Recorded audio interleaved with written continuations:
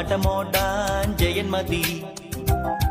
ജയന്റെ ഒരു കയ്യിൽ പുലിയുണ്ടേ അതു മതി. അന്ന് സിനിമ പോസ്റ്ററിനുള്ളിൽ പെരുമ്പാമ്പും മുതലയുമായി ജയൻ മസിലു പിടിക്കണ കണ്ടാൽ ജനം കൂടുന്ന കാലമതാ. ചുമ ഹെലികോപ്റ്ററിൽ തൂങ്ങുന്നൊരു ജയനെ മറക്കുമോ? നടിമാരിൽ ഷീല, പിന്നെ പിറകെ വന്നു സീമ. ജയഭാരതി മുന്നി മേരിയും വിലസി നടന്നൊരു കാലം.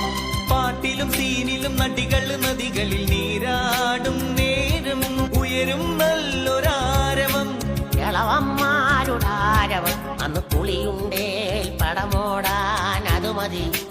പിന്നെ സിൽക്കിന്റെ പുൽക്കുണ്ടേ അത് മതി.